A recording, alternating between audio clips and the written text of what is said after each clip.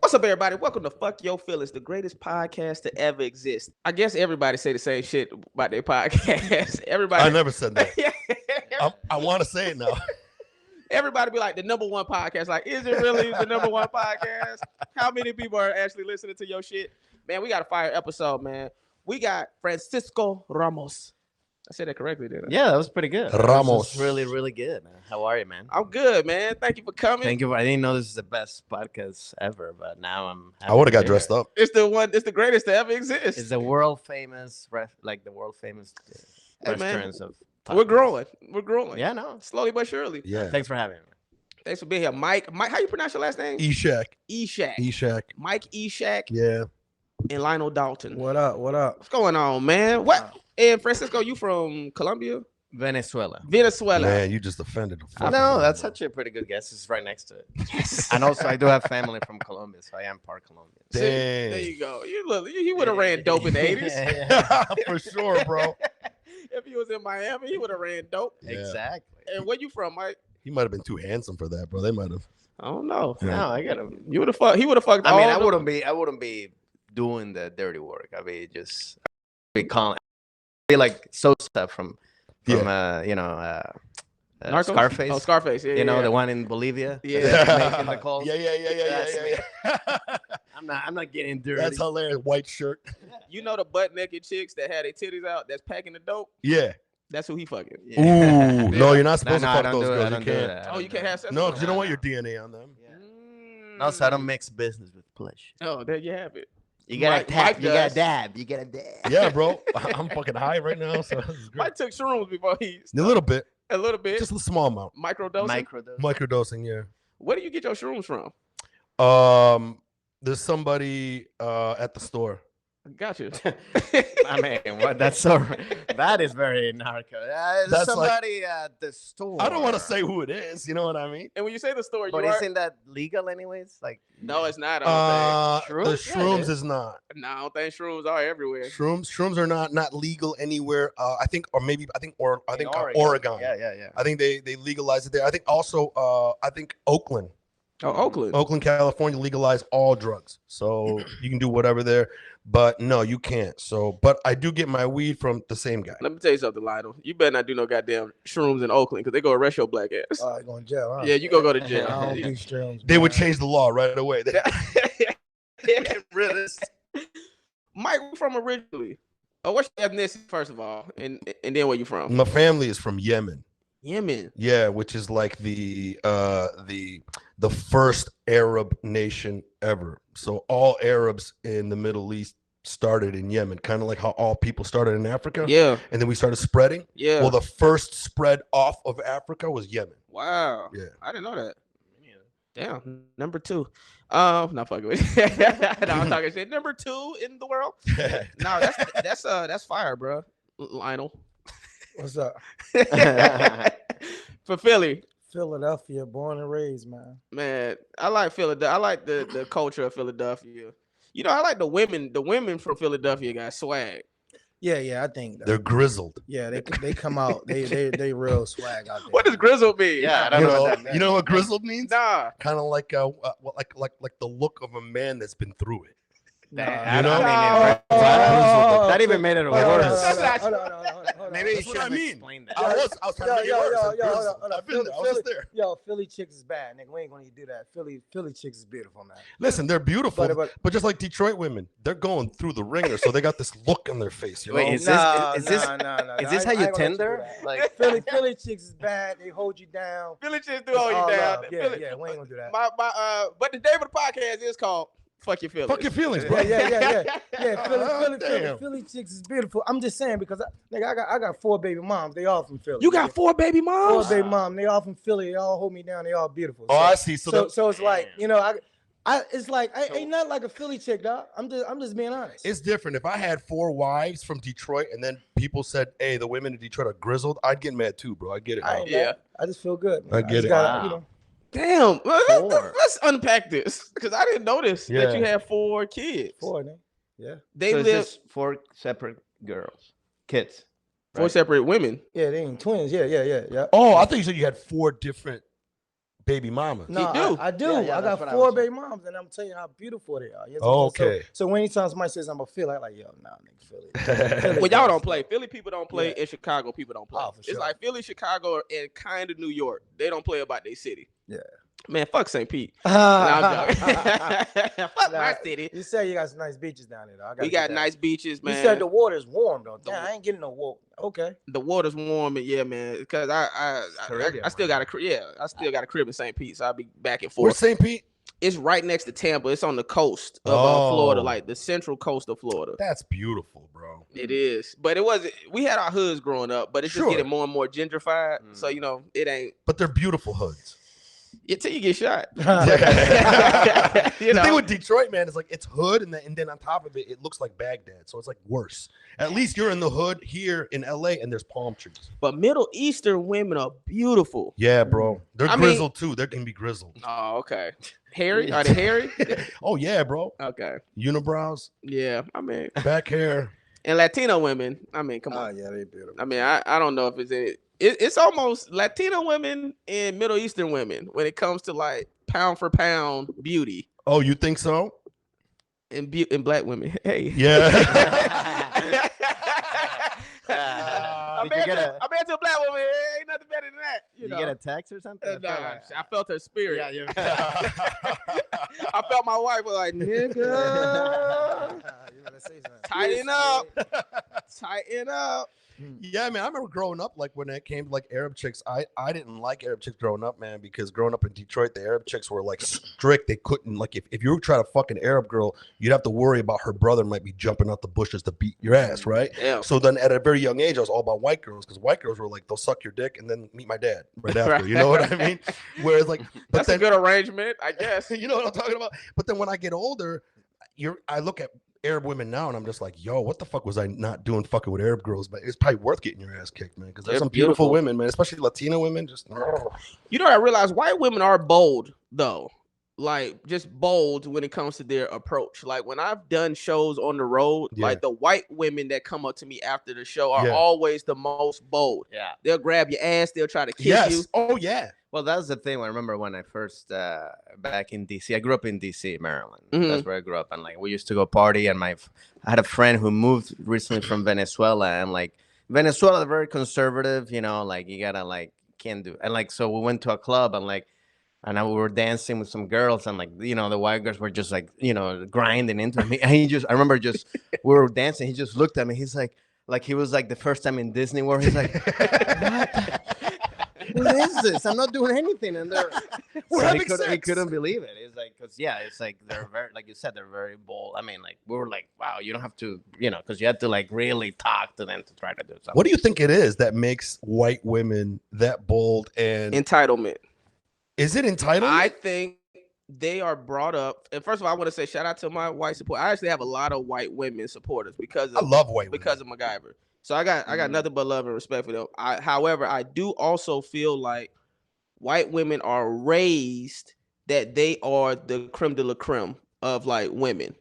And I think when you have that kind of embedded in you at birth, that like you are the top, that you feel like you can have what you want when you want it. I left a girl on a date just because when we sat down or whatever, so we were talking about white women, and then she was like, yeah, everyone wants a white woman. See? And to prove her wrong, I left.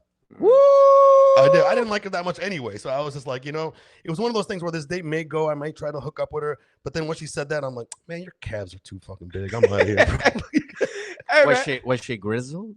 A little bit. Okay. She's a little grizzled. She was a little bodybuilder bitch.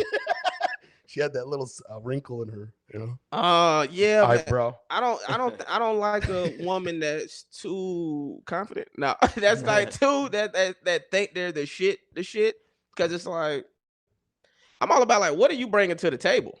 Do you think it's white women? I think there's a difference between white women and white American women. Well, that's a very I like to actually talk about that. I'm glad you brought that up because that's a very I mean, I've been actually trying to work on a bit about that because it's like my mom, if you look at her, she's white. But when we moved here, she's not white. She's a woman of color. So for me, it was weird because I'm like, because I got cousins that look like you. Gotcha. Yeah. In Venezuela. Yeah. So, and then I got cousins that are white. So it's like over there, you grew up with like a mix. It's like Brazil, like everybody's mixed and kind of like there's no, so there, I mean, there's more classism than racism over there. Sure. You know? Gotcha. So when I moved here, so that's why it's funny because when I say white, I always want to say it is white American culture because For sure. there is, there's whites everywhere, so that's the thing. I think white here is not white as like your just skin color. So it's a type of culture. Yeah. No, that makes sense. I think you're right. I think like the white women in America have been very conditioned to want to be men. We want jobs. We want our independence. We want this. We want that. And then it's which is I think is great at the same time, but I think it's been pushed so far that now some American women have kind of lost their submissive femininity, and they do shit like grab your ass at the club and like, I'm gonna suck your dick, and it's just like, and then you're like, okay, that's great, but I'm not gonna take you home to see my mom. You know? Right. You can suck my dick, but I cannot introduce you to my mama or my cat. Fuck you. You're not coming to my house. The cat may want his dick sucked too.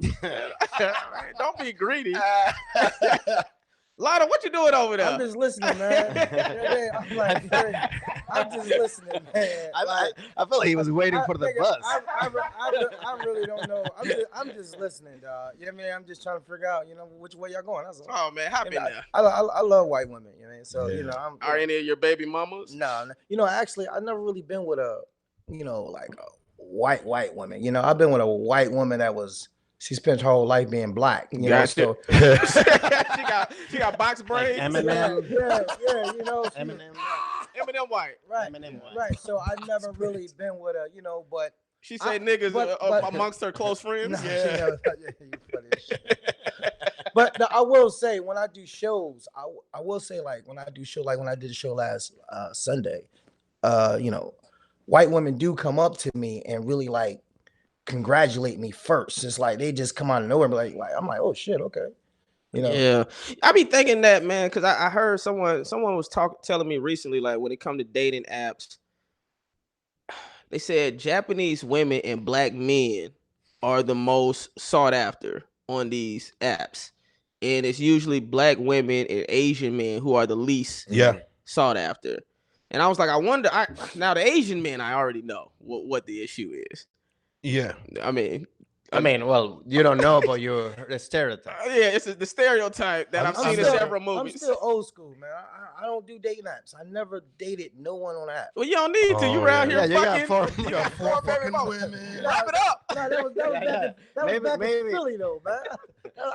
I've been cool 21 years now. I've been straight. No kids in 21 years. So that's cool. Oh, okay. Yeah. So you got a 21-year-old? Yeah, my daughter's in college right now. Oh wow! Wow. Yeah. Black don't crack. He looked like man, it's so crazy. Yeah, right. I know. God is good, man. Just Wow. Damn! Shout out to that. Yeah.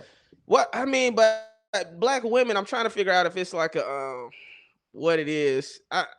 Cause you say white women come up to you first, right? Sometimes, yeah. And I'm almost like they're more chipper about everything. They're more chipper. No, you were great. Right. And so I'm almost thinking, do you feel like the black women are too cool? I don't know. Black women come up to me also. Okay. But I know like usually the first, white woman come out of nowhere. I suck your dick first. No. Shit, wow.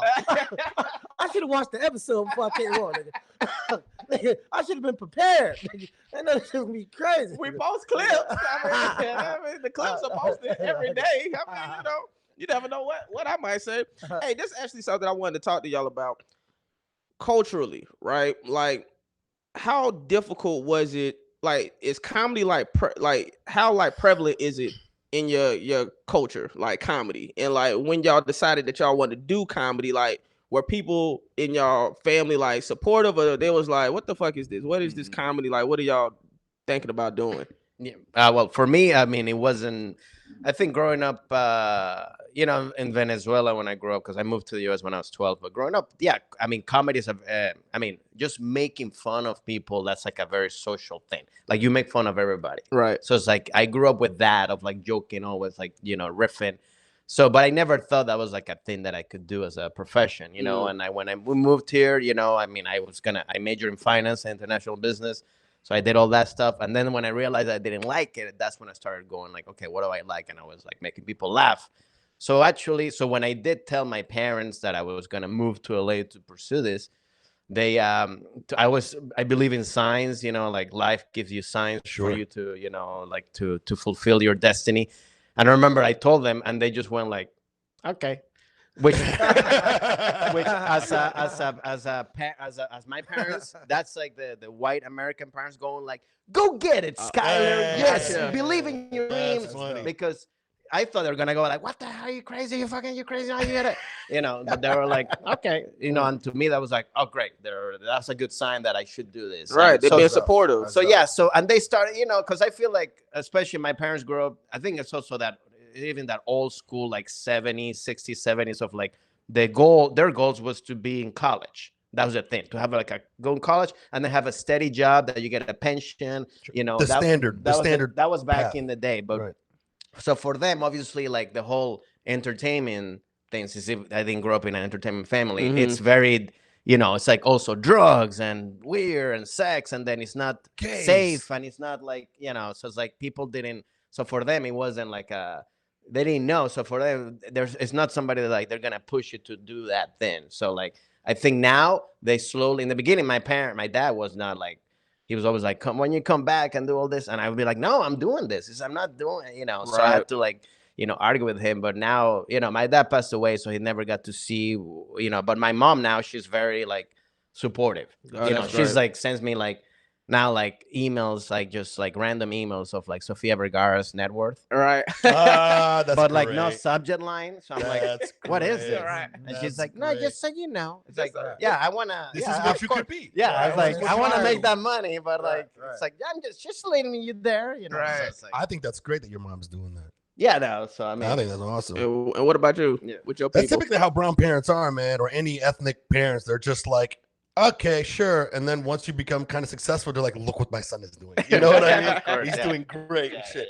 Yeah. For me, man, my family's all funny people, man. I'm very fortunate, especially my mother's side of the family. At Bank, they're so funny. And in our family, our love language is roasting. Got you. When you see my mom and their sisters, it's like, do they ever say I like you? You know what I mean? They're just constantly tearing each other down nonstop. So I come from that background. But then, like, you know, my dad was a very strict, like, Middle Eastern guy. He didn't want me to do anything like that. But as a kid, I was always creative. I was a DJ when I was coming up. He tried to stop me from doing that. You know what I mean? I tried to do acting. He tried to gear me away from that. Be like, what makes you happy? Yeah, exactly. Exactly. Don't do that. Yeah. what are your dreams? Yeah. Arabs, you know? And but one thing led to another, man. My dad was just too much for me. And then we got into a fight. He kicked me out of the house. Like a verbal or physical? Was the one time I punched him in the face. Oh, wow. Because he was super strict. And I joined the Marines to get away from my dad. Wow. Like the Marines was a vacation for me. Really? When I was in you were ready to go there, bro. Like this is nothing for me. Right. The thing is, in the Marine Corps, in boot camp, you all believe in my dreams. Yeah. in boot camp, they try to break your spirit. Yeah. But my dad already did that. So in boot camp, I was laughing. Once I found out they couldn't hit me, I was like, you guys are hilarious. So I was laughing all the time, always getting punished by these drill instructors. And then when I got out of the Marine Corps, you know, I did the standard being a mechanic in Detroit. And then I got laid off. When I got laid off, I was like, you know what, dude? I'm just going to go take an acting class. Took an acting class. Kid in that class named Adam Peacock said, hey, man, I'm taking comedy improv classes at the Detroit Second City. You want to do it? I was like, sure. Took the class there. They had open auditions that week or like a couple of months later. And then I auditioned. And then I became an understudy. Within like a few weeks, that's when I started going, maybe I am funny, because for the longest time, I make other people laugh. I never thought I was freaking funny. So I did improv for a while. And then when I did improv, I also started making films. Then I started making reality TV out here.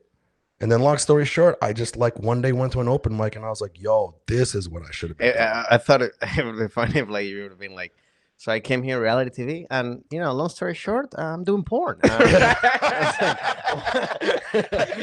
OnlyFans. That kind of. What about you? That's cool. Your people supported you? My family didn't give a fuck, nigga. I was selling crack at 10 years old, nigga.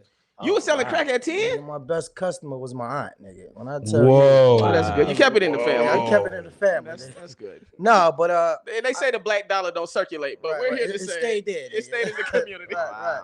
No, but I realized I was a comedian, by like not knowing I was a comedian. Mm-hmm. So I worked in a barbershop. I was the dude that was in a barbershop, sweeping my hair up in a barbershop. Okay. So I was I was that dude. And I didn't really have much. So people would come in the barbershop and like try to mess with me because I didn't have much. Then I developed tough skin.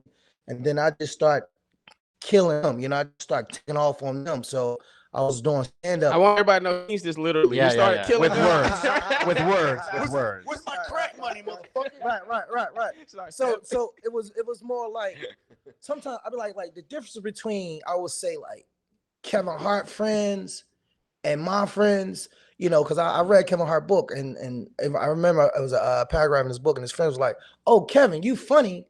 You should go down to the Laugh House." Right. That's like, that's the Laugh House.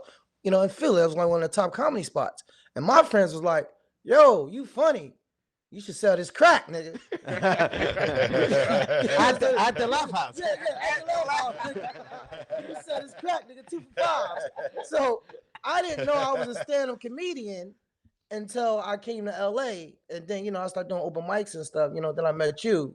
And then I try to get on, and you was like, "Nigga, you do comedy?" I was like, "Nigga, I'm trying, motherfucker." Tell them the story how I played him the first time. Yeah, that was crazy. Nigga played me, man. But that's the game, So we was downtown. It was Gary Morrison? Gary Moore downtown comedy club. Yeah. Open mic, and I was trying to get on, I think. But see, I don't know if it was open mic night. I think it was the weekend. His show. I think it was the weekend. He always had his show like in the right. All I know that shit like Gotham City. Yeah.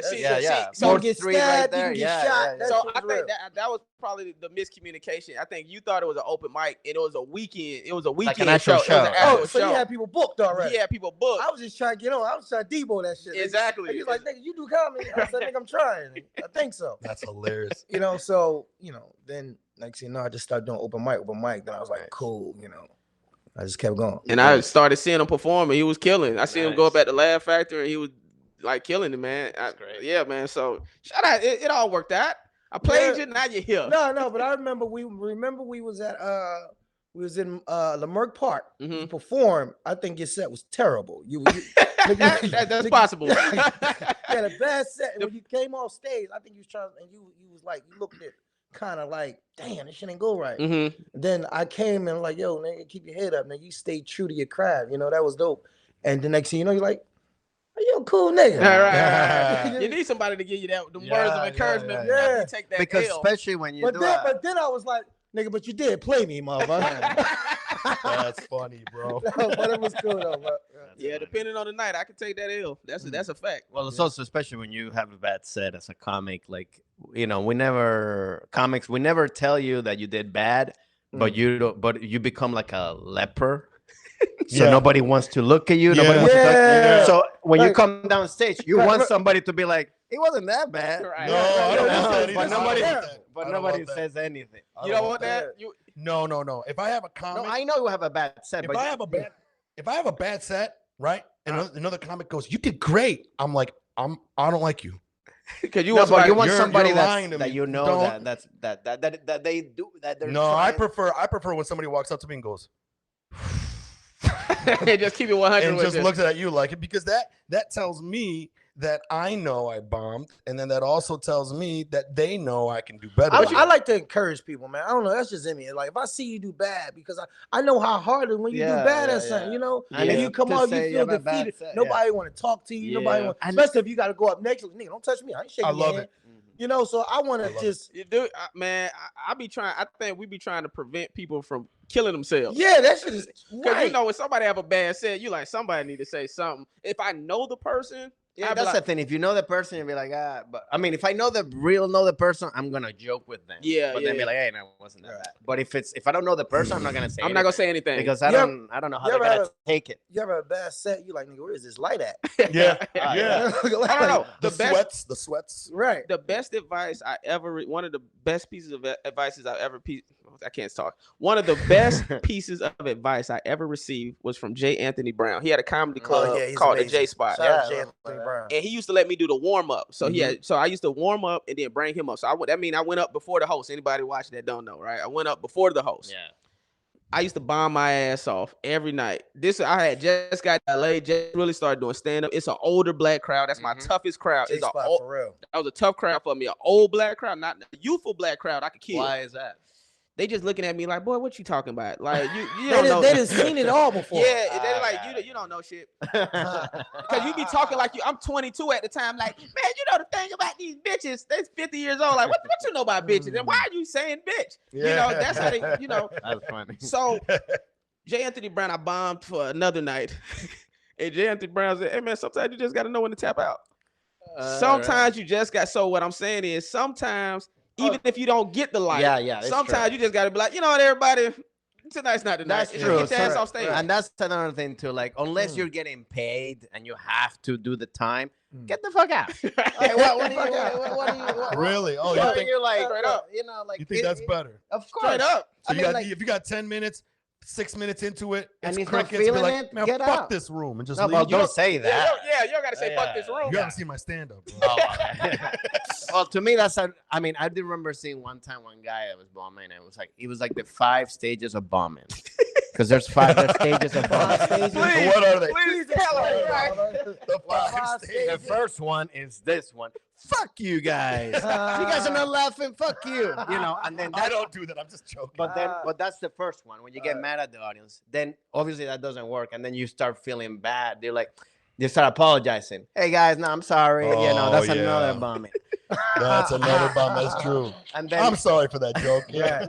and then there's another one where you start going, where you start talking about the crowd, or like just really bad crowd work, where it's like after you tell them to fuck over, then after you apologize, you're like, so what's going on? That's what y'all want to talk about? Yeah. That's what happened to me at the J Spot. Why you want to talk? I was at the J Spot. I was like, God damn. And I was like, what y'all want to talk about? Y'all want to listen to shit I got to say. Yeah. That's guaranteed quietness. That's guaranteed silence. If you ask a crowd what you want to talk about, It's over. It's over. Right. It's like asking a girl, what do you want to eat? Yeah. Same shit. Yeah, for real. Well, I don't know. At least they gonna say I don't know. If you ask a crowd what you want to talk about, they just go look at you. Like, Or they go say be funny. That's what we want to talk about. Yeah, we came to see you. What's the other? I mean, I don't know if I think it's 5. I think it's maybe 3 or 4. Okay, but you over. But I think the last one is basically where you just kind of But like that stuff makes you so strong, man. It does. it does. I mean, bombing. Yeah. I think you do need Bombing it. makes you really strong. And I think sometimes, because bombing to me is like, I think I only, from what I remember, I think I bombed like once. Where it's like, bombing to me is like where like crickets, where there's nothing. Because to me, having a bad show, that comes with everything. I consider that a bomb. I seen a comic invite bad show is sometimes it's like they didn't feel you, but people laugh, but he wasn't like laughing. I seen a comic invite his mom and dad out, and his dad was like, "Nigga, you ain't funny." Oh man! Wow. His daddy heckled him. I said, "Damn." You thought you had it bad, Mike. Right. You thought you had it bad. His dad came. This was his first show at the Ha-Ha. His first show. His mom and dad was at the show. And he was just. Did he bomb hard? I told you this motherfucker ain't shit. Now wait a minute. Wait a minute. Is the comic still performing? Yeah. Who is it? I ain't gonna do that. I ain't gonna do that. Can you give us his Instagram handle? Show it to us on your phone. Would you happen to have the last 4 digits of his credit card number? No, I heard that. Justin's really thinking big thoughts, man. He's like, I don't want to see his video. I want his credit card, bro. Damn, that's wild, bro. I've definitely bombed, but usually when I bomb. But what do you consider bomb? Because to me, bomb is like, because it's fine to me to have good bad sets. Right. So then you don't get cocky. So you go like, next time I gotta start better, you know. But it's like having like basketball, like you had a bad game, but you still scored 20 points, you know, like, but it was 5 out of 20. You can learn from that. You can like, hey, but to me, that's not bombing. Bombing to me is like when like literally there's like they start booing off stage and there's no silence. To Oh, me, no, that's I've really never bad. been booed off stage. I've been booed off stage early in my career. My bad. I remember one time I did at the Comedy Store. They had the Dong show. Remember that? Ooh, Dong I show? remember that. Ding dong. You did that? I did that, The and Ding I Dong remember show? it was like at 3 minutes, and they do the Dong, and like you know, I remember like 2 minutes in, one guy was like, I think he just went like this, and went like. And I went like, no, you're not fucking. You're not. And I started like kind of roasting him, and then everybody kind of laughed, and then I saved myself for that. But that was like the only way. But those are fucking tough. Yeah, but the J spot, man, the J spot makes you so strong. I tell a lot of white comics, man, I like, y'all do a lot of white comics do a lot. They just do all white rooms. Mm-hmm.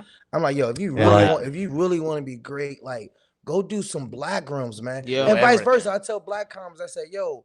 It's cool making black people laugh, but it's not the same trying to make a white person laugh. So you gotta be able to do both. Have to, bro. Doing white rooms is like trying to high jump, but you're on the moon, right? Right? Why you say that? Because it's so easy. Oh, there's no gravity, right? And then doing a black room is like trying to run a marathon under the bottom of the ocean with cement boots. But I've seen a lot of black comics just feel the opposite, same way. Yeah, they can kill the black rooms, but when they go do the comedy store, because they're used to that. Yeah, they go to the comedy store, they're like, oh. I've seen some black comedians eat it in front of all white crowds. I've seen that too. Because, you're right. Yeah, because they're not related. They don't know how to transition to, and I feel like that's the way to do. That's why you got to do every room. Because first of all, so you can know how to play every room, and also so you can know that your material works in every situation. It's Absolutely. not because to me, it's when you do just one type of room, then you're used to that. You're just giving that material because you know it's gonna hit there. Or you learn how to change that joke so it works for every room. Yeah. Sometimes you do the joke one way and you're like, oh, this only works in liberal LA. And when I'm in like Oklahoma City, they're like, what the fuck? But then when I change the setup just a little bit, or I take the one thing out, now it works for everyone. Yeah. What do you think the black comics do though when they go to the white rooms and they just can't connect? You said, what do I think they should do, or what you think they're not doing? Not connecting. And listen, this is how I see it too, man. Well, you say black comics in white rooms? Yeah. Like the ones that are so used to the black circuit? Right. This is what I think too. All right. Ultimately, he's like, I gotta scoot over. because there's like a tube here, so it's like hitting me in my your butt cheeks. You don't like that, bro? Ultimately, I feel like if you play for your home team, you're gonna do better. Yeah, that's always Typically. gonna be. 100%. You have your type of fans that they're gonna like your type of comedy, Sure. which is always you're always gonna. So even me, like, let's say I perform in front of like my second hardest crowd, I think is, and I still do well in this crowd, but it's like the young, like not hipsters, like the woke, the young liberal woke, like the Gen Z, but the ones that be like let's say Supernova. Or like what Jay Davis room was the parlor, the parlor. That crowd, because they could almost be on some like we famous too, or we who are you? Who are you? Be more famous than exactly. So that type of crowd can be a little tough too. So when I've been the black person on that show, like the one black person on those shows, they automatically go relate to. I feel like an Adam Ray, or there's different comedians that I feel like they're automatically like, oh, well, this is. Like we connect to him off top, right? You see what I'm saying? Right. But if I go to like the Crack 'em Up Thursdays, right, or Chocolate Sunday when it used to be chocolate, but what is it called now? I like white caramel. Yeah, it's still Chocolate Sundays, but it's so diverse. Like now it's not. Yeah. It used to be like nigga Sundays, and now it's like. But so anyway, so that's part of it. I think when a black comedian goes into a white room, you're automatically playing the away team. You see what I'm saying? Like it's not your home environment. But also I feel like, to me, it's like that's also a true testament of as a comic. Exactly. If you're funny, you will perform great in every situation. There's gonna be obviously like the type of crowd. Sure. Like there's an old 70s old people, they're not gonna feel you so much, but they're still gonna be like, that was a good show. You know what I mean? Absolutely. So basically it's more like always be yourself. You always be yourself. And I tell comics like, exactly. Y'all trying to adapt, but always be. Sometimes you might gotta slow down. Yeah. An example, exactly. A slow down for like an old crowd. Like, sure. Take out some words that they're not gonna understand. Or if you perform in another country. You got to really slow down for them because your setup's here. Exactly. You say one little word, everyone gets exactly what you're talking about. And then in another foreign country, you got to like really walk them into the joke. And then another thing too, I feel like that when you perform, fuck, I was gonna say something. I'm so sorry. No, don't worry. I mean, Mike. No, I'm just. I was gonna say slow down. Performing in not performing in another country, slowing down. Yeah, I mean, I'll think about it. Sorry. But white people are great. What is your hardest bomb?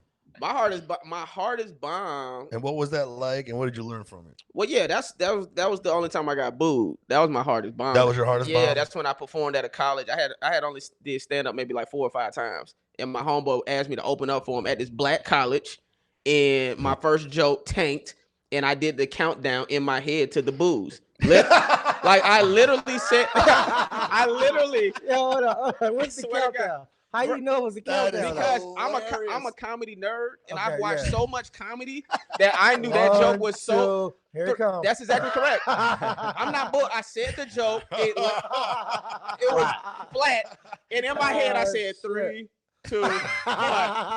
Boo! And I'm talking about on cue. Boo! Yeah. Get your ass on stage. Yeah. And then the crowd. And then the comedy countdown. And then the crowd was funnier than me. That's the worst. Oh, that's the worst. When the heckler is funnier than you. Oh yeah. All that. That's when you gotta go. You gotta go. That's when you tap out. You gotta get out. Because I was standing on stage getting booed, and I said, "That's all right. I'm gonna just stand here and look cute." And the girl said, "Not with them busted ass Reebok classics." Oh shit! The crowd said, "Oh!" That's when you gotta. Then it was a dude in the back. He was like, "Man, get your ass off stage." I said, "Shut your black ass up." I said, "You black as hell." He said, "Tell me something I don't know." Everybody. That was killing me. What college is this? So I know not to go. No. Fort Valley State. Oh shit. University. You motherfuckers. I'm coming to y'all, motherfuckers. We coming. Hire me. We come. Let's go back there. Let's go back. We should go back to that. I should go back there. I think I will one day and fucking destroy on their ass. Now that I got my weight up. Right. But yeah, man, I bombed my ass off. So that was my worst. But this is what I learned from it. And this is the same thing I heard Chappelle say. Because he's booed too. Even Chappelle has gotten booed. Yeah. Sure. Detroit booed him. Yeah, Detroit booed him. Dang. You realize it's not that bad. It's like, you get booed. Whatever. It's like, is this the worst that can happen? Like getting stabbed on stage. That's bad. Yes. But if all is the worst thing is like an audible sound, that's the worst thing. It's like, all right. And then also people forget. Like it's not like people are gonna be like remember like, hey, it's like that's it. It's over. I'm gonna get back to that. What number did you go off on though? Because we was talking about when you leave. What did you leave on number 4 or number 5? You mean like you were bombing? Did you leave or did you finish your set? No. I remember I said I'm gonna stand here with the girl. I said I'm gonna stand here and look cute. The girl said, "Now with them busted ass Reeboks on." That got a laugh. Mm-hmm. And then I told the dude he was dark skinned. He said, "Tell me something I don't know." That got a laugh. And then they immediately played me off stage. They played some music. Oh shit! And then my homeboy Justin Mitchell, he was headlining the show. He came out like early and fucking killed, and he saved the show. Yeah, that's dope. Yeah, but on the reverse, I saved him from my college. So he was hosting a show at my school, like the step show, and he kept fucking up the fraternities' names, the fraternities and sorority names. Oh, shit. And so the fraternity, that's something they don't play about at like black schools for certain. Like you can't mess up the frat names. And so they started booing him. So then I had to go on stage because I was known at this time to be the funny one on campus. And I was starting to throw out the jokes. So I saved him. So he saved me, and then I saved him another night. And also, bombing is also a thing that you do, I feel like, when you're starting comedy, when you're starting stand-up. Because the older, now we know, for example, like, I know if, like, this is not going to be a good show, but I'm just going to, like, just go with it. Because you already read, like, this is set up wrong, the stage, they're not paying attention. Sure. So you already go with that. So you're not even if you're not doing well or bombing, you don't even give a shit about it because you know that it's like, it doesn't matter what I do. They're not gonna go with it. Me. Only doesn't matter if you're doing shows often. I find that if you're not doing shows often, if I have like a long break, like right now, I kind of like been on the road for a minute, I kind of have a long break, and then I'll like that next show now is precious. And then that fucks up my set because I care so much about the set. Exactly. And then if I bomb in that set, I'm the guy's like, oh, so you guys don't like me? Man, but this is what I realized, man, and this is what I know for sure. Any night that I completely don't give a fuck is when I'm at my funniest. I think, well, that's to me, that's one of the things in life. Like to be happy, to be truly 100% happy is really not giving a fuck, not about yourself, but about everything else that is out of your control. Yeah, exactly. If you do that, you're always gonna be happy. Yes. If you have no expectations, if you have nothing, only expectations, let's say you can only control, like, I want to lose weight. You can control that. That's 100% you. But if I lose weight and you still don't like me, there's no control over me. You know what I mean? So it's like, to me, that's the with stand-up, with acting, auditioning, with meetings, with girls, with, you know, whatever you want. It's like, it's always that. But it's so hard because we're humans and we want to be accepted. You want to be accepted. You want to be liked. That's the hard part, because right. it's easy to say, but hey, if somebody doesn't, you know, if that person, especially when you're like, oh man, I want this person to really like me, or I want this person to, you know, like, and they don't say anything, you know, but that's all in your mind. Yeah. Because you wanted something. Everything you're saying, Francisco, is all about losing yourself and being in the moment, getting out of your head and being in the moment. A lot of the times I find when I watch videos of myself performing, because that's how I tape every show, the shows that I kill and watch, the shows that you kill, your body language is different. Your emotion, the way you say the punchline, it's different, right? Because you're feeling the audience, they're feeling you, right? You're so in the moment. And then watch moments where you don't have a good set, but you're in the moment and it's still a good set. That's what I was going to say. Like, sometimes you might look like you didn't have a good set or whatever, but if you know you were in it and you didn't give a shit, you don't care. You don't care if nobody laughed. You're like, I still did my shit. That's true. You actually, I don't know if you probably had sets where you're like, you did good, like, but you felt like you were forcing it or pushing it, and you're like, I just didn't like that set. And it wasn't bad, but you just didn't like it because you weren't you. Right. We'd be chasing the laughter of other shows also, you know? That too. You know, you chase other laughter, the laughter true, of that other is shows. like, this worked, right? You got this show, it's like, oh, it was crazy. Then you got that show, it's like, oh, it's crazy. Yeah. I realize in comedy, man, because someone not laughing, they still can be having a good time. Exactly. That's a fact. Some people got crazy laughs. Some people laugh inside, silent. God told me the comments. He said, "Yo, man, you got to take whatever laugh you can get." Yeah. Speaking of people who don't laugh, and sometimes you get a whole audience and they're enjoying the show, but they're not laughers. Right. I don't mind that if it's a room where I could see their faces. Right. The worst is when the light hits you and you can't see nobody. That's and true. it's a room that doesn't laugh. You're just like, somebody shoot me right now. Fuck this shit. It's when it's time to tap because out. I can't even see. I can't tell. Like, in my mind, they're all like, fuck this guy. Yeah. Right. No, that's true. That's true. I've heard like if you perform in like Germany or some of those countries that they're not known for like laughing, but they'll watch and like, it's like a play. I get it. It's like a play.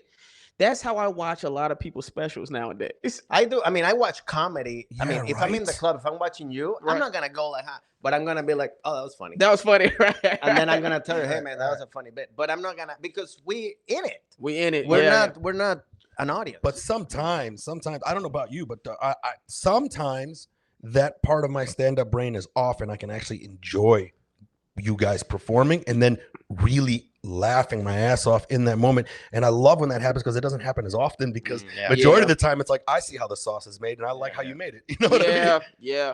That's how I am. Like, if a comedian makes me like laugh, like, oh, that's how I know that joke is like on a whole nother level. Right. Because I'm like, if that made me laugh hard like that, then I was like, that is something real special to that particular joke. You really hit a note. You really hit a note. And I always laugh too, mostly when comedians do something that we only know that it's like something didn't work. You know, like, well, you know, something like that. Like those little things. That's where I laugh, because to me, that's like the you're in the, like, I know what you're going through. And that's what open mics used to be for, man. You know, when you do open mics, if you can make a comedian, you're killing it. Yeah, that's true. I always said, me? Like when I used to go to the ha, and I'm like, I know this is gonna be a tough night, but y'all comedians, they don't say y'all preparing me for the future, because y'all sitting down on they trying to nobody's paying attention. Nobody paying attention. You guys remember trying to figure Marty's? out what they gonna say. Yeah. So when you go up there, and if I can get like something out of y'all, I'm like, okay, this is work. This gonna be fire. I used to love Marty's for that reason. A lot of comedians hated on Marty's, but I knew if I made all the comedians like even laugh, even pay attention. But there were nights where I'm talking about I would kill in Marty's. Wow. So all the comedians looking down on their cell phones. I've been there, bro. I've been when you've been killing in Marty's. Oh, well, appreciate that. Yeah. You see what I'm saying? So I'm like, if this joke is killing in Marty's, I know when I go in front of a real crowd, it's gonna destroy. But then sometimes I always said in Marty's, I had to learn if I can get one comic to just look up at me from his phone, I'm like, that's gonna crush. That's the fact. That's how you have to read that room. Yeah, you know what I mean? That's true with Marty's. I used to go in the back room. I used to like the back room because people will come and sit down, and you can actually like work your stuff out. Yeah, I'll go in a room by myself and just like work it out by myself. And then when people come to the door, like they think it's a sold out crowd. And then it's just you and this motherfucker. Right. Yeah. I like that's it gotta be funny. My jokes gotta be funny to me first. Yeah, bro. I'm not letting y'all validate my shit. It's got to be funny to me first. The other day I saw this, and I took it as a learning lesson. I saw at the Flappers, a Yoo-Hoo room, the little one, and it was Damon Wayans Sr. He was doing his set, and he was only like 5 people on the room, and like just scattered around, and he was just doing his set like it was like sold out, just doing it, and just like you were saying, just talking, making, and he was like, to me, I was like, that's why he's who he is, because that's where the greats coming at. The greats is like you supposed to when you performing and other comedians is in the room, that's how you tag each other stuff up. Exactly. Yes, that's what all the greats used to do. Yep, that's how you got better. Yeah, of course, because you need that, especially because you need, and it's also that teaches you or trains you to like always do your best no matter what crowd is, no matter how many people are there, because that's how you're supposed to be. You can't just, because talking about training yourself, you can't just, when the actual good show is going to be, and then you'll be like, now I got to raise it up. No, bro. You never know who's in the room. Exactly. And that's another thing, too. You never know who's going to be in the room. The beautiful thing about rooms like Marty, man, especially like you're saying, like helping each other tag stuff up, that gets you as a comic to learn how to work your comedy muscle in somebody else's joke and punch their stuff up, and that helps you later on with your own fucking shit. The tag. And then not only that, doing the rooms like Marty's where no one's fucking laughing, and then doing your set like everyone is laughing. That's what exercises that muscle for you to not give a fuck when you're bombing in front of a real audience. Yeah. And a lot of times when you don't give a fuck, in the moments where the set's not going good, you can figure something out to win them back. But that only happens if you're comfortable. Yeah. Right. Yeah, I was looking down at my phone, everyone, because goddamn, everybody was texting me at the same damn time. Damon Wayans, man, Cheese Louise. Oh no, there's business shit. Okay. I seen him in the Yoo-Hoo room at Flat. First of all, Damon Wayans is the first comedian to ever bump me at a show. Yeah, I'm glad. Senior, Damon Wayans Senior. Yeah. And but I seen him, which I was very proud of. I was like, if anybody, I'm glad it was one of the GOATs, right? Yeah. I seen him working out material in the Yoo-Hoo room maybe like 5 years ago. And it was some of the funniest shit ever, man. And I just seen him at the Tampa Improv. Anytime he's performing, I try to go and see him because I feel like he's one of the GOATs that don't always get the praise that he's earned and deserved.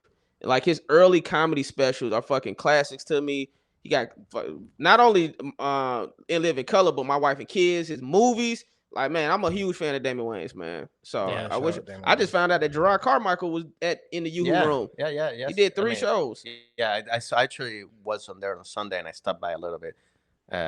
He was doing, I guess he's working out his stuff for today. Yeah, because he's doing the Golden Globes tonight. Right. Yeah, man. Which is huge. I watched this special, man. I like Gerard, man. It's just, I like how comfortable he is. That's something I always admire of a comedian, man. How he can just get on stage and with a chair and just sit there and just talk about his life and not care about what no one think. Right. So I take that from him, man. It was like, damn, this is amazing, man. Yeah, no, I do. I mean, I started with like, that was my class, open mics, when I started open mics with, Gerard, Josh Adam Myers, Angelo Bowers, and Amir K and all these guys. Yeah. And I remember what year you got out here?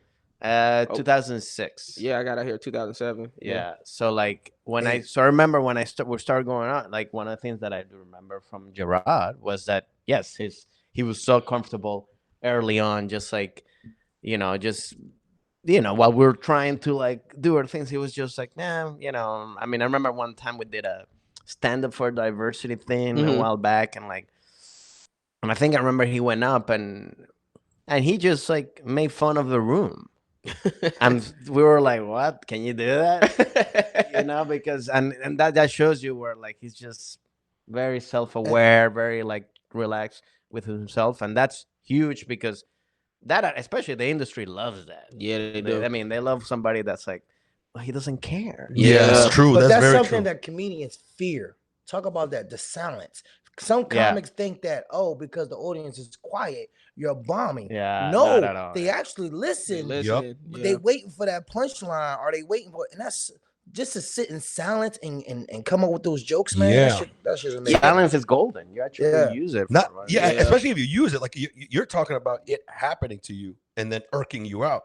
I think sometimes in writing, I love having things where I make the laughter happen because I don't say anything. That's the shit. Yeah. Silence is key, man.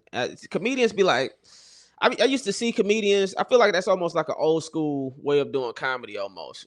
Like, definitely black comedians are like da da da da da da da da. And now it's like more like chill. Yeah, I think that's the key. I think you got to find your own rhythm, but I do believe that. Yeah, I think now it's transition where it's become like it's fine to have a silence. It's fine to not. You don't have to last per minute the whole time. Right. Kind of like I feel like it's because sometimes I'm going like I'm not getting that laugh. It's like no, but let it breathe. Like it's fine to talk for a little. It's fine to set up something. Well, that's what I like about your stand up though. Like how calm and collected your shit is. Just like you take your time, you setting it up, and the punchline go hit. Yeah. Bro, the first time I saw you in the belly room, bro, you like murdered, man. It was almost like to a point where me as a comic, I'm like, what's happening, bro?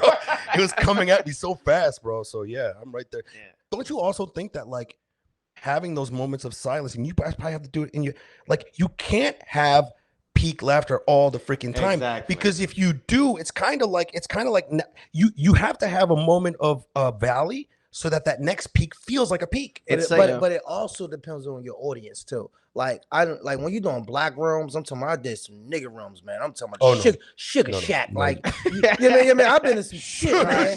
Yeah, the Sugar Shack. Curtis Crab shit. Right.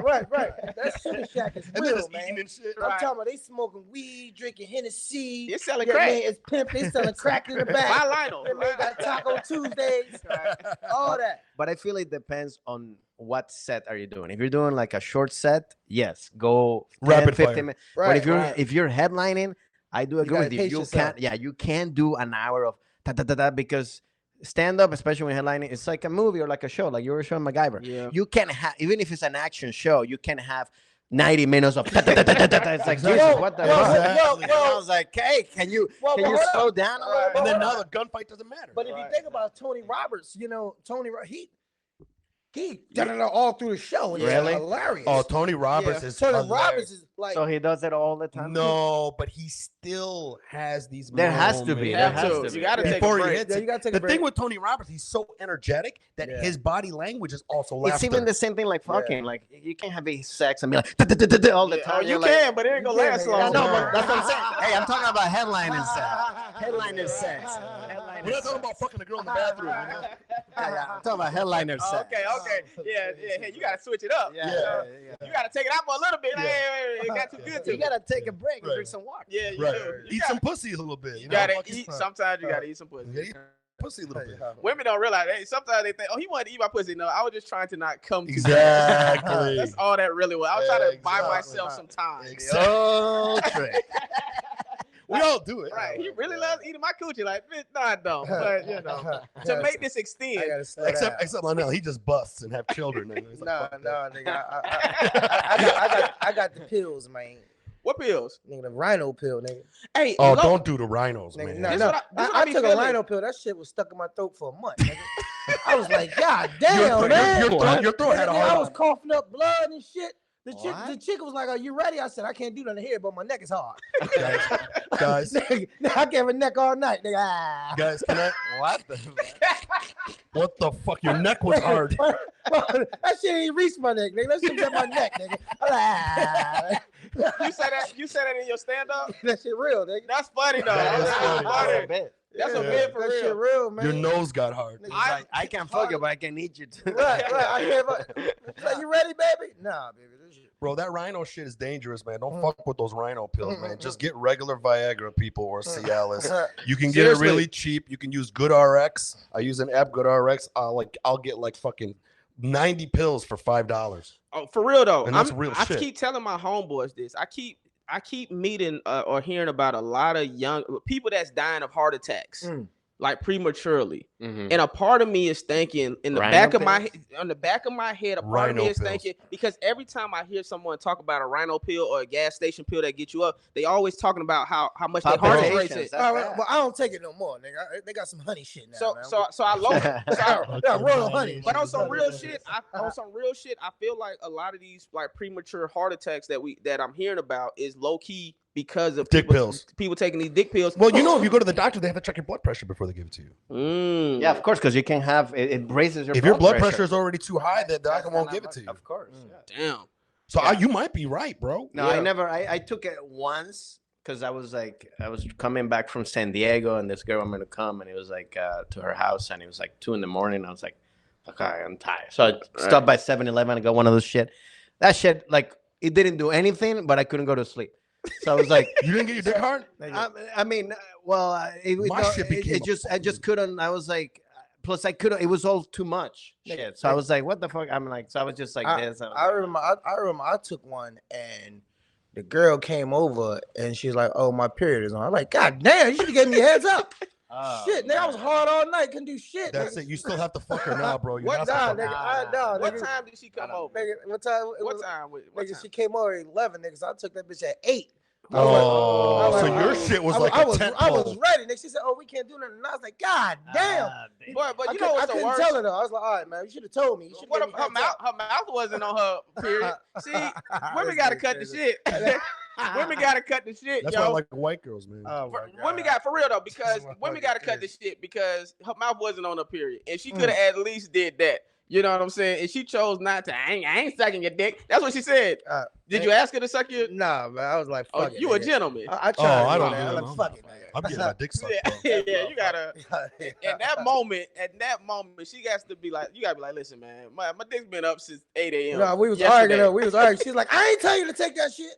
Black girl, you took that shit on your own, motherfucker. I ain't tell you to take that shit. I did it for you. I did it for you, man. Bro, what is it about? And maybe it's just I don't have luck with black women, but I even when I was, you keep saying you date white women, bro. if you switch no. I go after all kinds of women. It's just the white women are the easiest. Okay. Yeah. But the thing is that like in like with the black women, even when it's in Detroit, man. Every black girl I tried to hook up with or date, and I think it was something about the fact that because I kind of look like a light-skinned black guy within that area, and like they really want to hold me down, they dangle blowjobs after marriage. Every black girl's like, I don't suck dick until I get married. Oh, you gotta meet some of these crackheads I got. Man. I swear to God, crackheads suck your dick so fast, nigga. Just give me $5, nigga. 2 for suck, 3 for fuck, nigga. It'd be the best blowjob you ever had, man. I swear to God. I'm taking that. No teeth blowjob. No teeth. No teeth. There's black women give head. Yeah, no, but I'm not that lucky, to be honest. It might be because you just light skinned and they might see you as marriage material. That's what I think it is, because they try to like hold me down into a relationship. Black women for sure do that. If they see a dude, I don't know if all women do this, but I know black women for sure. If they see you as marriage material, they're gonna make you wait. They're gonna have somebody else that they fucking and they doing the nasty shit with, but they're gonna try. Well, they want makes sense. Yeah, but they want you to respect. But them. they don't realize that I would marry them faster if they showed me how deep their throat is. No, man. for sure. Oh my God. For sure. I mean, Is that your wedding vows? What the fuck? Hell yeah, bro. Fucking romantic guy here. Romantic. Hey, baby, I love you, but you gotta show me how deep your throat is. That's why you like Freaky Jason. That's why they fucking with you. Yeah. This motherfucker trying to put me in a trunk. I was like, oh no, I ain't playing Freaky Jason. yeah. No, but you know what I'm saying? I mean, like, I remember when I got out of the Marine Corps, the first girl that I hit on was this black girl. She was so freaking hot. And, you know, we'd hook up and she would not suck my dick and she dangled the marriage thing from me. But because she was so hot, I stuck around, right? Yeah. Then I met this freaky ass flight attendant from Seattle that was based in Detroit. And when I met her, man, we hooked up right away. Wait a minute. I gotta get my lotion. Hold on. Yeah, right? Now listen. It's crazy. Let me take this pill. Right. So I remember after the date with this black girl, we like went to like this nice park and stuff. We were like walking around talking and everything.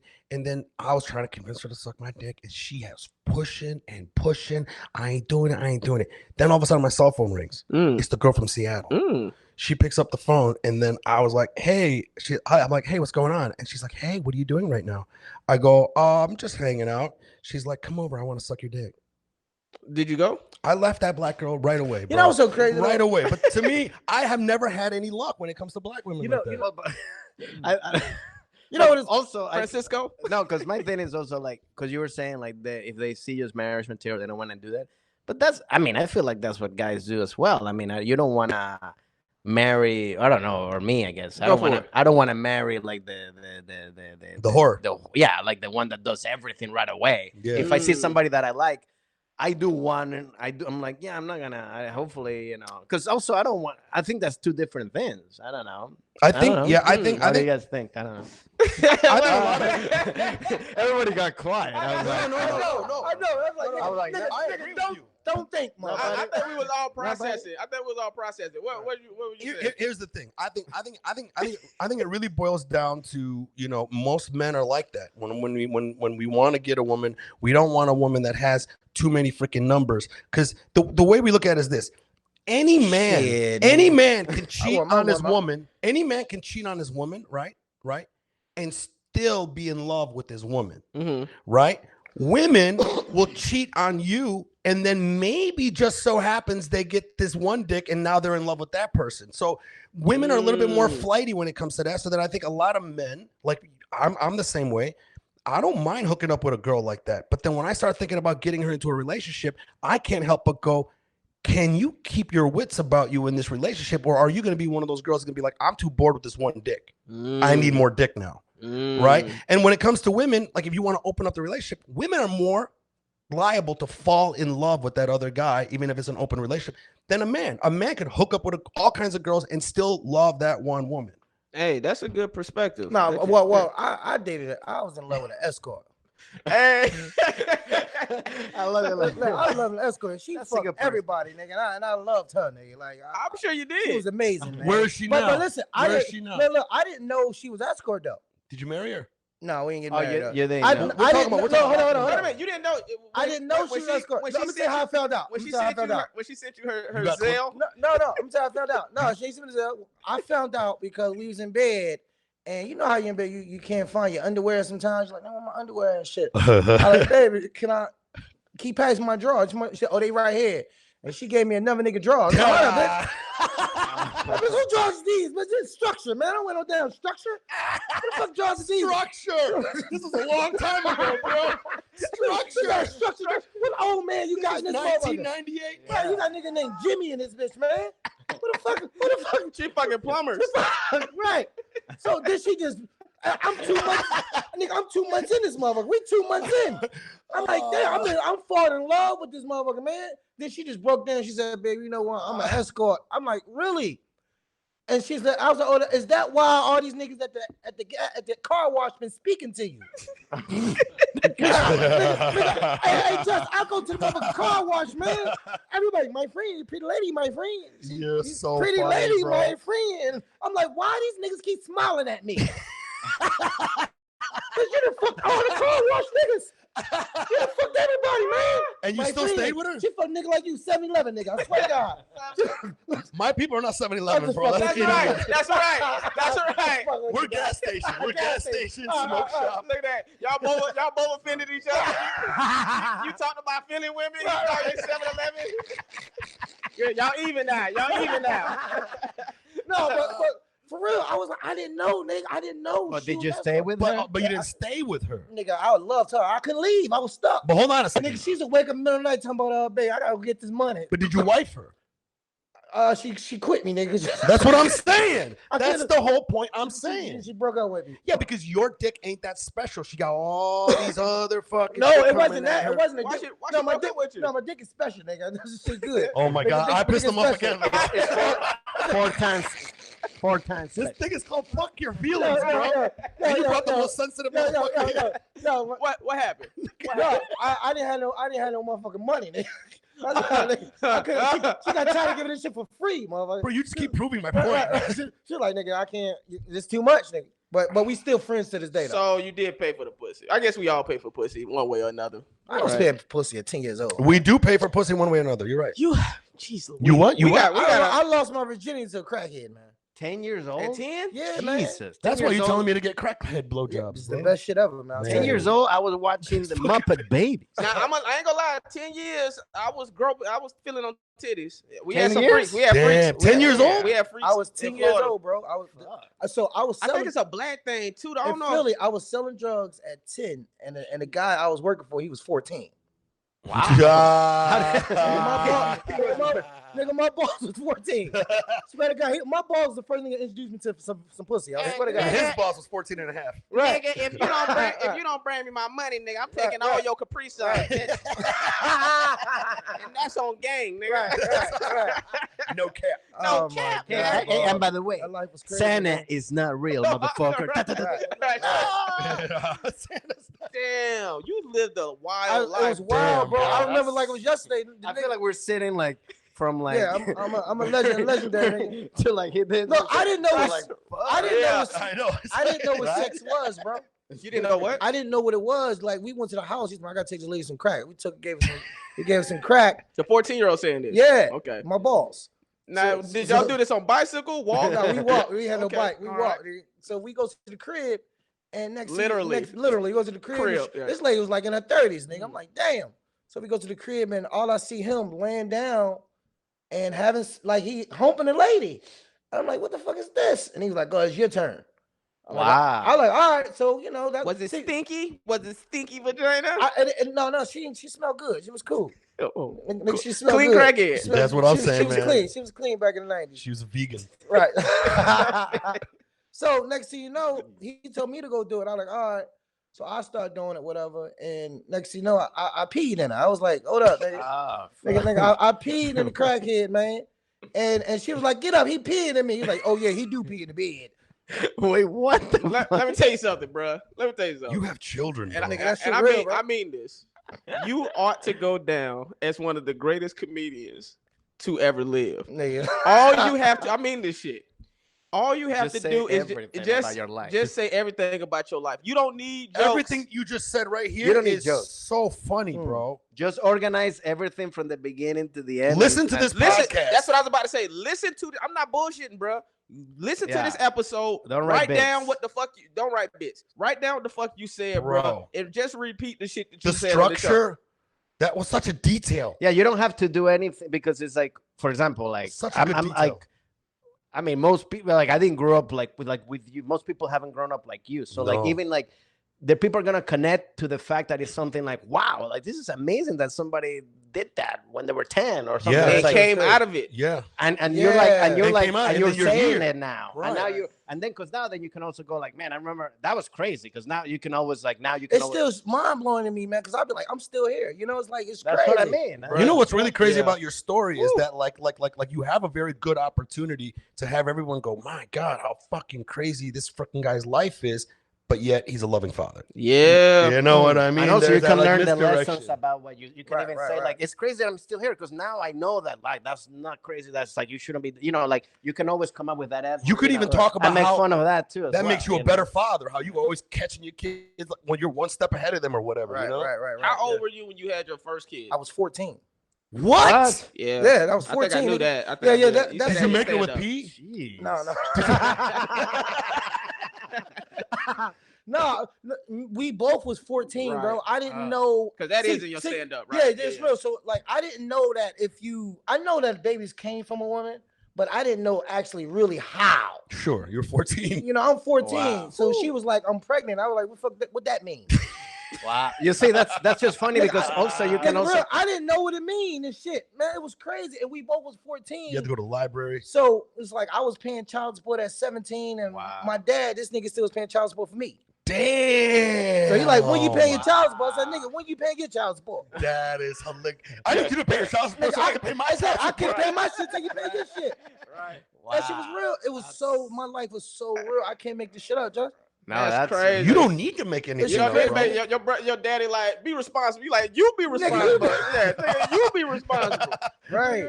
just like, wow. That's a fascinating upbringing, bro.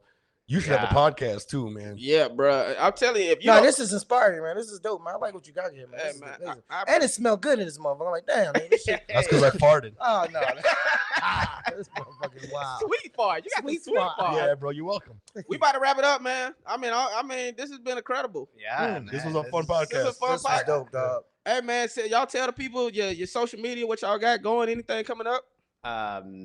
Well, I'm still thinking about it. I know, dude. Making Like, babies wait, with what? P. Right. No, well, you can follow me on social media, Instagram and TikTok. Ramos Comedy, F Ramos Comedy, Francisco Ramos on Twitter, and I'm gonna be performing Cabo San Lucas January 26th and 27th, Nice. and then in Naples, Florida, March 7th to 9th, and then Miami, March 10 and 11. Nice. So yeah. Get them tickets. Get those tickets. Everybody, find Mike Eshaq. You can find me at mikefromdetroit.com. Just go there. All my social media links are at the top. I have a podcast called Public Yemeni #1. And some show dates. I'm headlining Mic Drop February 5th in San Diego. I'm headlining Detroit House of Comedy June 9th and 10th. Headlining the Port Baltimore March 2nd to March 4th of this year. And then that following Sunday, the 5th, I'll be in DC at Room 808. Find all my tickets, MikeFromDetroit.com. I'm Mike from Detroit and everything. Instagram, TikTok, YouPorn. Get at your boy. You boy, get those tickets, y'all. We like he's joking, but he might be serious. Yeah. I do have his Mike from Detroit. Yo, I'm Lionell Dalton, man. I'll be performing at the Sugar Shack. Sugar Shack. Yo, help me. I'm trying to get out of the Sugar Shack, man. So It is Lionel. yeah, I'm like Lionel or Lionel. White folks be like Lionel. My homies be like Lionel. You know? Lionel. So, Okay. yeah, Lionel. yeah. So Lionel. I need to do the Bernie Mac Hollywood, man. Give me a chance, man. Give me a chance, man. I can go on tour, man. I can do whatever, man. But right now I'm in a new movie right now called One Night in San Diego. That's on Hulu, so I'm Nice. excited about that. Good shit. Nice. You know, all white cast. I'm the only black motherfucker in it. Nice. Good. Welcome to Even Hollywood. better. Welcome to Hollywood, right? It's even better. Even better. Now you And, know you made it. Right. But that just means you stand out easier when you. That's what I'm Exactly. saying. Yeah, That's yeah. why I say even better. Yeah. To me, it's a great opportunity just for you. Like, But you know, I'm- it's a project. Thanks, man. But I'm honored that this is like one of my first podcasts for real. This is like one of my first podcasts. Oh, dope, bro. To be So- on? Yeah. Oh, nice. Like Okay. real full, brother. You know, so I appreciate the opportunity. You just give me an opportunity to just to be a part of what you got going on, man. So I really Same, bro. appreciate that. Hey, man, I appreciate y'all. And just Lionell Dalton on Instagram, on Facebook, man, and come to the city soon near you. Hey, man, it's your man Justin Hines, man. Shout out to my phenomenal guest, man. This was a fire episode. I heard some stuff I did not think I was gonna hear today. Yeah. And crazy, man, bro. make sure y'all follow, like, subscribe, tell your friends, send your clips to your homeboys and homegirls. And if you've been offended by anything that we said today, just remember one thing. Fuck your feelings. We out. Want me down,